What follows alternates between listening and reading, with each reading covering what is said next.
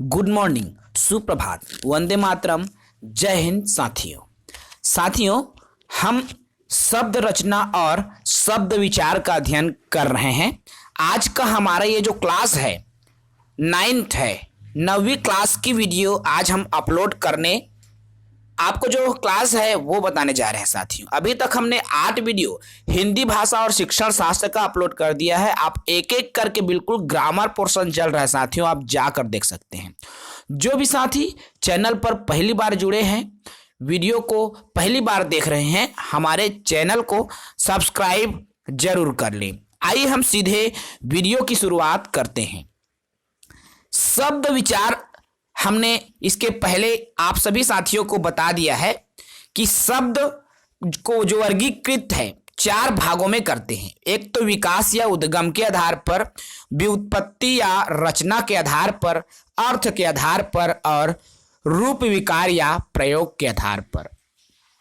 आज हम इन्हीं 4 जो आधार है उसके अंतर्गत शब्दों को कितने कितने वर्गों में बांटा गया है, हम उस पर चर्चा करेंगे। तो शब्द आप सभी जानते हैं साथियों, सार्थक वर्ण समूह को ही शब्द कहते हैं। अब जब बात करें इनके प्रकारों की, तो विकास के आधार पर शब्द के जो प्रकार है आप देख सकते हैं। हमारा फर्स्ट ये जो आता है विकास के आधार पर, तो हिंदी की विकास यात्रा को या हिंदी की विकास यात्रा में शामिल होने वाले शब्दों को हम निम्न भागों में बांट सकते हैं। अब विकास के आधार पर शब्दों को विकास जिसे उद्गम भी बोलते हैं, ठीक है।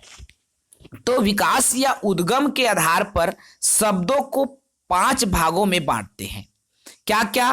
तत्सम शब्द, तद्भव शब्द, विदेशज शब्द, देशज शब्द और संकर शब्द, ठीक है। तत्सम, तद्भव, देशज, विदेशज, संकर। तत्सम, तद्भव, देशज, विदेशज और संकर।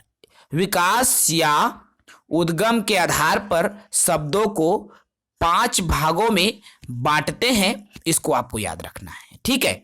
चलिए अब इनके 5 भागों को हम पढ़ें। थोड़ी थोड़ी ही हम केवल एक परिचय की तरह पढ़ा रहे हैं साथियों।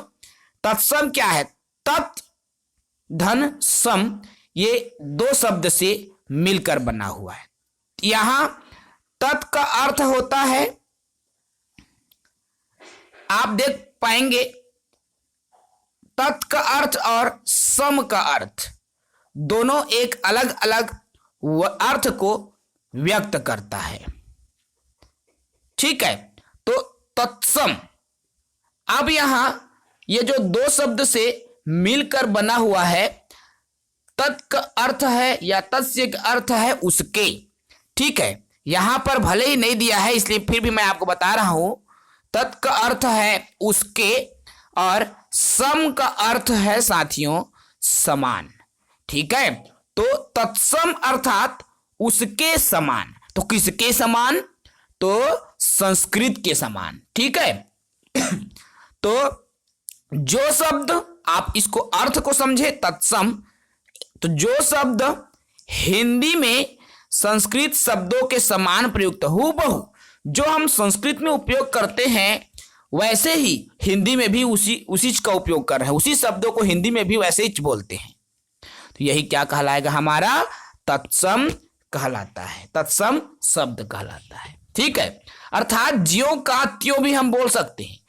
जो हम संस्कृत में उपयोग करते हैं उसी को ज्यों का त्यों उठा के जब हिंदी में ला दिया गया है, हिंदी में रख दिया गया है, वो क्या कहलाएगा? हमारा तत्सम कहलाएगा। जैसे ईश्वर, अध्यापक, भगवान, ये सभी किसके अंतर्गत आएंगे? तत्सम के अंतर्गत आएंगे, ठीक है। दूसरा आता है इसमें तद्भव। क्या है?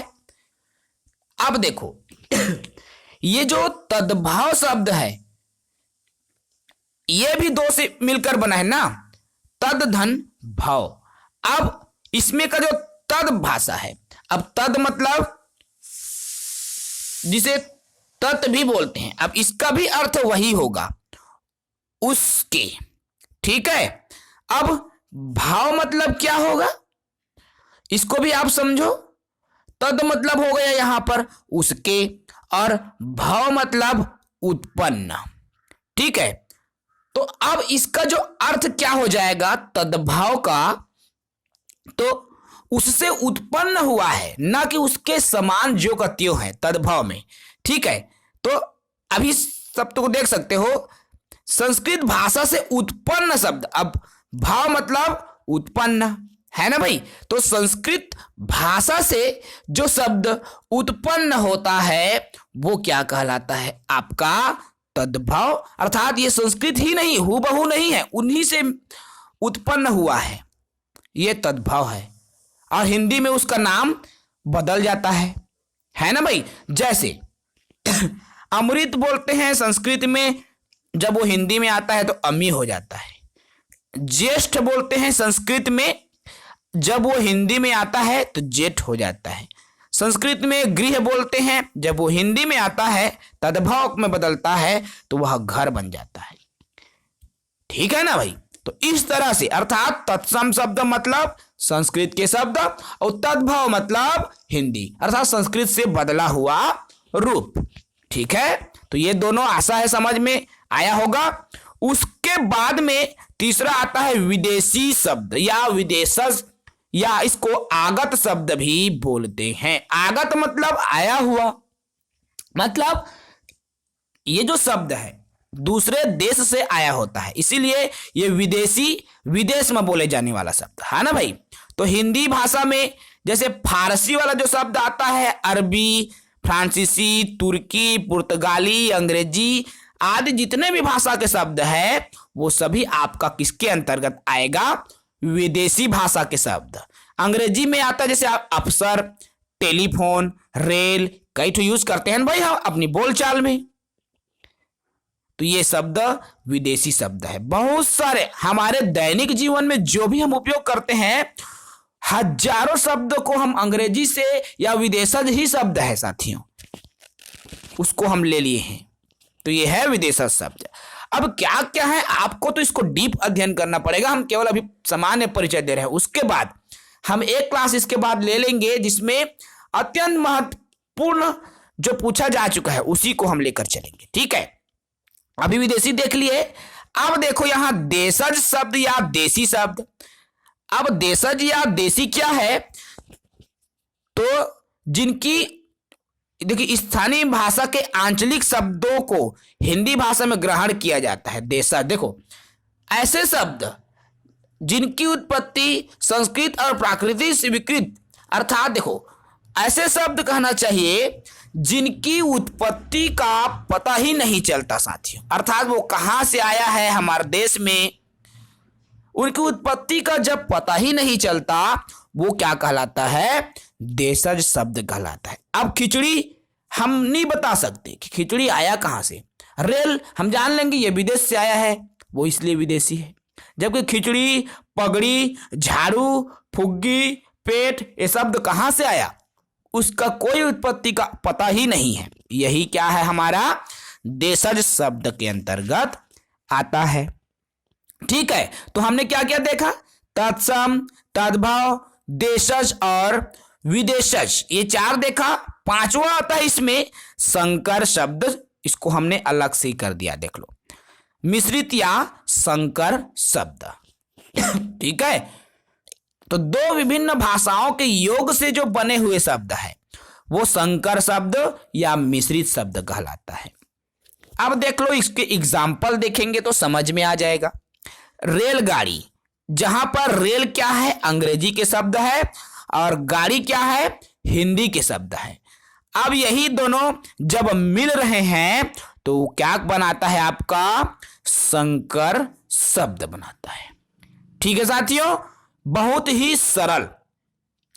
तो हमने अभी जो देखा, ठीक है, किसके आधार पर देखा हमने साथियों, तो इसमें हमने देखा विकास या उद्गम के आधार पर शब्दों के 5 प्रकार। क्या क्या देखा, तत्सम, पहला तो देखा तत्सम, तद्भव देखा, ठीक है, देशज देखा,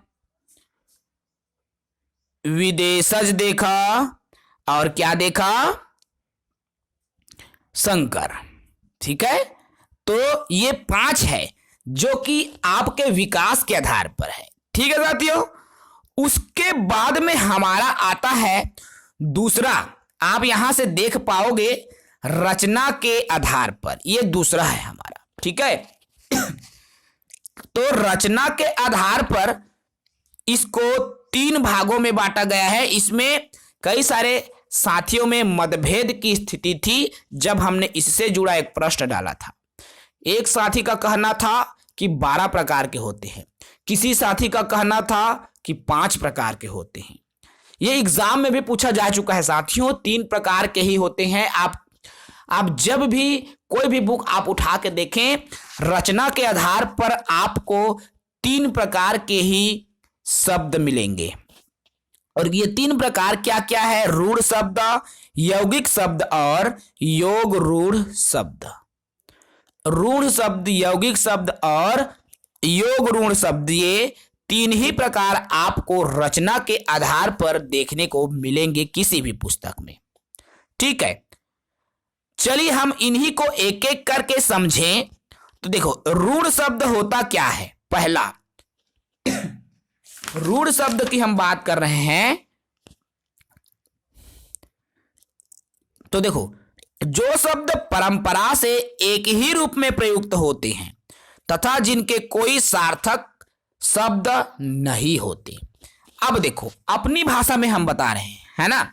तो रूढ़ शब्द ऐसे शब्द जिसको और टुकड़े नहीं किए जा सकते, और किसी सार्थक टुकड़ा है, इसको याद रखना भाई। ऐसे शब्द जिसको और सार्थक टुकड़े नहीं किए जा सकते रूढ़ शब्द कहलाता है। जैसे घोड़ा, क्या घोड़ा को 2 टुकड़ों में आप तोड़ पाओगे? घो से कुछ अर्थ नहीं, अड़ा उससे भी कुछ अर्थ नहीं निकल रहा है। तो ये छोटा रूप है रूढ़ शब्द, अर्थात जिसके और सार्थक टुकड़े या सार्थक शब्द नहीं बनाए जा सकते, उसको रूढ़ शब्द कहते हैं। बहुत सहज सरल तरीके से मैं जो समझा हूं, आप मतलब वही बताता हूं। ठीक है, अब रूढ़ शब्द के बाद दूसरा आते यौगिक शब्द। तो देखो, अब यौगिक को समझो बिल्कुल सटीक तरीके से। तो जो शब्द 2 या 2 से अधिक शब्दों को योग से बनते हैं उसे यौगिक शब्द कहते हैं। अब 2 शब्दों के योग से बनते हैं, जैसे राष्ट्रपिता। अब इसमें ये जो राष्ट्र है वो अलग शब्द है और पिता है वो भी अलग शब्द है। इसको तोड़ सकते हैं और दोनों का अर्थ निकलता है ना भाई? तो ये क्या कहलाएगा? हमारा यौगिक शब्द कहलाएगा। अर्थात जिस शब्द को 2 भागों में तोड़ सकते हैं और उनके सार्थक अर्थ जब निकल जाता है। ठीक है, जिसको 2 भागों में तोड़ सकते हैं या जो 2 भागों के योग से बनते हैं, 2 शब्दों के योग से बनते हैं, उसे यौगिक शब्द कहते हैं। ठीक है साथियों, तीसरा आएगा। देखो, इस पे कुछ एग्जाम्पल भी है, पाठशाला, विद्यार्थी, अनेकों एग्जाम्पल है। ठीक है, अब देखो योग रूढ़, ये जो तीसरा है योग रूढ़ शब्द। तो जो शब्द यौगिक तो होते हैं लेकिन एक ही अर्थ व वस्तु के रूढ़ हो जाते हैं, योग रूढ़ शब्द कहलाता है।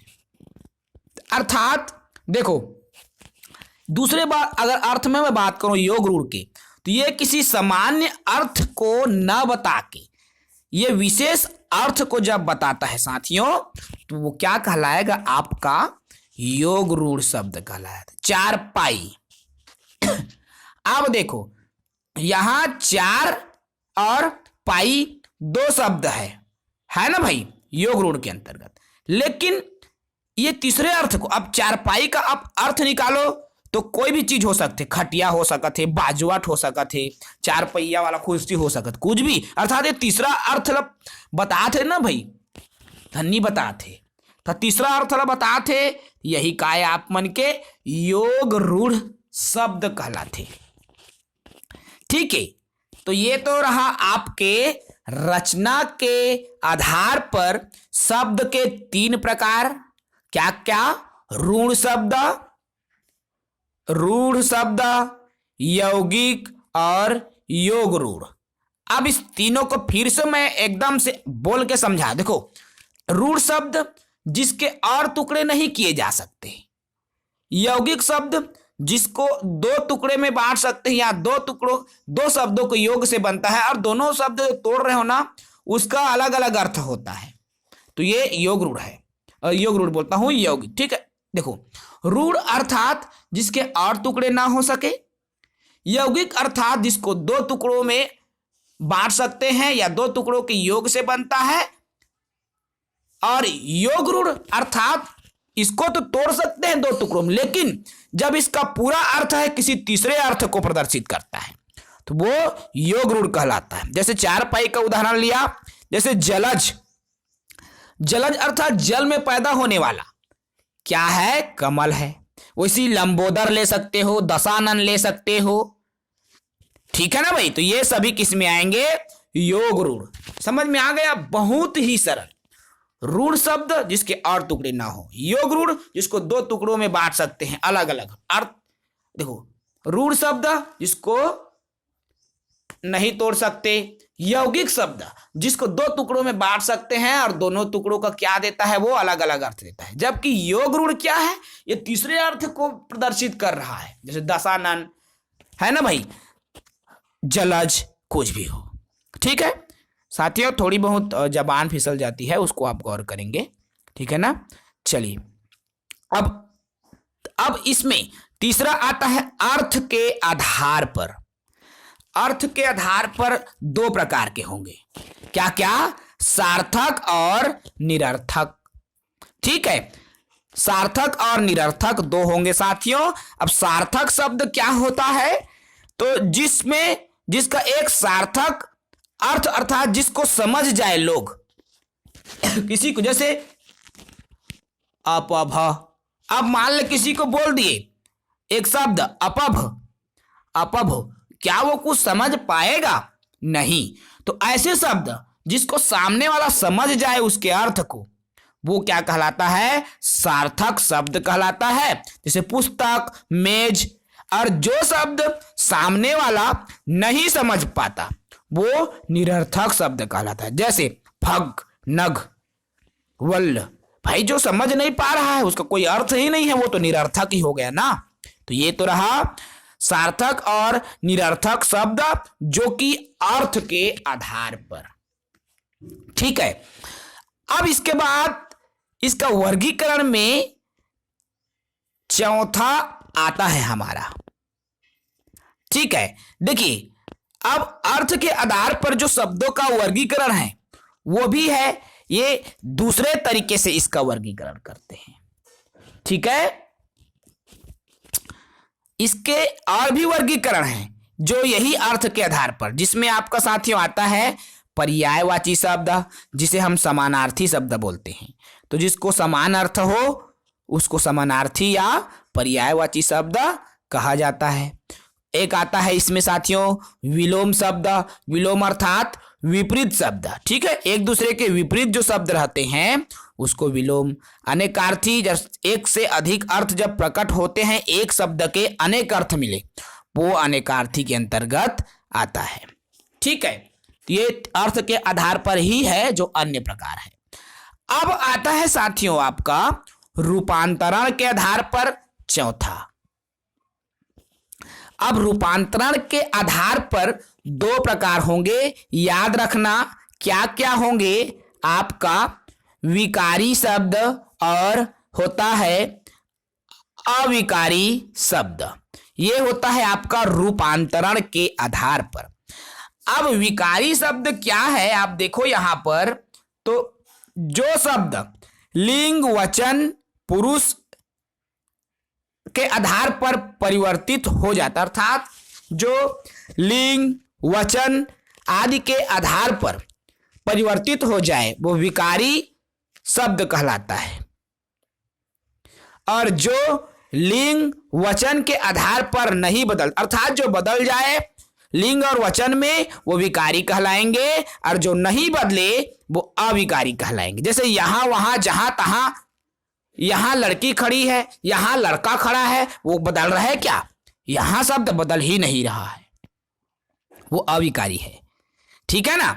और जिसमें लिंग या पुरुष के आधार पर बदल जाए, जैसे अच्छा, अब जब लड़का आ गया सामने तो अच्छा लड़का, और जब लड़की आ गई सामने तो अच्छी लड़की, है ना भाई? ये बदल गया ना लिंग के आधार पर, तो यही क्या कहलाएगा? विकारी कहलाएगा।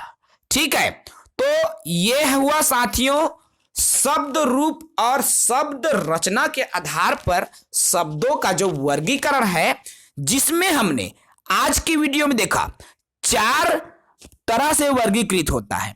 क्या क्या है ये 4 तरह? तो देखो, एक हमने देखा विकास या उद्गम के आधार पर वर्गों का वर्गीकरण, दूसरा हमने देखा रचना के आधार पर वर्गों का शब्दों का वर्गीकरण, तीसरा हमने देखा साथियों अर्थ के आधार पर शब्दों का वर्गीकरण, और चौथा हमने देखा प्रयोग के आधार पर शब्दों का वर्गीकरण। ठीक है, तो विकास के आधार पर हमने 5 प्रकार का देखा, आप सभी साथियों ने, है ना? क्या क्या? तत्सम, तद्भव, देशज, विदेशज और संकर शब्द। रचना के आधार पर हमने 3 प्रकार का देखा। क्या क्या 3 प्रकार देखा? रूढ़ शब्द, यौगिक शब्द और योग रूढ़ शब्द। ठीक है साथियों, उसके बाद अर्थ के आधार पर हमने 2 प्रकार देखा, मुख्य, सार्थक और निरर्थक। उसके बाद पर्यायवाची इसके और अन्य के अंतर्गत आता है अर्थ में ही। प्रयोग के आधार पर हमने 2 प्रकार देखा। क्या क्या? विकारी शब्द और अविकारी शब्द, है ना भाई? तो ये किसके अंतर्गत आया? आपका प्रयोग के अंतर्गत। जो लिंग और वचन के आधार पर बदलता है वो विकारी है, और जो नहीं बदलता वो अविकारी है। हमने उदाहरण सहित इसको जाना। अब देखो, यहां आपके परीक्षाओं में ना साथियों, ये जो वर्गीकरण है उसके आधार पर कितने प्रकार के हैं ये पूछा जाता है कभी कभी। या तो इससे देखो, इसमें 2 तरीके से ही प्रश्न बनेंगे। या तो उनके प्रकार कितने हैं डायरेक्ट उठा के क्वेश्चन बनता है आपके भर्ती परीक्षाओं में, या ये जो अन्य हैं, जैसे ये कौन सा रूढ़ शब्द है, कौन सा योग रूढ़ है, पर्यायवाची, विलोम शब्द, वो बनता है आपका। ये 2 ही तरीके से क्वेश्चन बनता है इस टॉपिक से, इसके अलावा कोई थर्ड तरीका ही नहीं है। ठीक है, तो बिल्कुल आप इनको समझिए। परिभाषा जब आप समझते हो ना, परिभाषा से भी प्रश्न बनेगा, ये भी मैं आपको बता दूं भाई। कोई परिभाषा एक लिख देगा, एक लाइन, ये किसके अंतर्गत आता है, रूढ़, यौगिक, योग रूढ़, या कुछ भी है, ऑप्शन में दे देगा। आप वो परिभाषा देख के आप बताना है ये किसकी परिभाषा है। क्वेश्चन इस तरह से भी बन जाता है। तो साथियों, ये जो शब्द विचार है उसमें इतना ही है। ठीक है, शब्द विचार के अंतर्गत आपको जिन जिन बिंदुओं को ध्यान देना था वो इतना है। अब इसके अंतर्गत जो अनेकों शब्द हैं, चाहे पर्यायवाची की बात करें, समानार्थी की बात करें, विलोम शब्द की बात करें, तो ये सब को आपको प्रैक्टिस करना है। इसके लिए तो आपको हजारों शब्दों को देखना पड़ेगा। ठीक है, ये बेहद जरूरी है। हजारों शब्दों को जब आप करेंगे ना, तब ये चीजें क्लियर हो पाती है। आपको इसके लिए प्रैक्टिस करना पड़ेगा। हम उसके लिए क्लास भी प्रोवाइड कराएंगे। मोस्ट इंपॉर्टेंट जो इस तरह के जो शब्द हैं, जो कि आपके विविध परीक्षाओं में पूछे गए प्रश्नों का हम समावेश उसमें करने का प्रयास करेंगे। साथियों, जो भी साथी हमसे जुड़े हुए हैं और अभी तक सब्सक्राइब नहीं किए हैं, वो सब्सक्राइब जरूर कीजिए। हम आप सभी के लिए बिल्कुल निःशुल्क कंटेंट प्रोवाइड कर रहे हैं, सहायक शिक्षक और शिक्षक वाले साथियों के लिए। तो हमसे जुड़ें, अपने सहपाठियों को जोड़ें, सगे संबंधियों को जोड़ें, चैनल को सब्सक्राइब करें और वीडियो को पूरा देखा कीजिए। कोई भी टॉपिक आपको समझना है तो जब तक आप कंटेंट को अच्छे से नहीं समझोगे, वीडियो को पूरा नहीं देखोगे, तब कोई भी चीजें समझ में नहीं आएगा साथियों। तो वीडियो को भी पूरा देखा कीजिए। आज की क्लासेस हम यही विराम करेंगे। कल की क्लासेस में फिर एक नए टॉपिक के साथ रूबरू होंगे। तब तक के लिए इजाजत दीजिए साथियों। जय हिंद।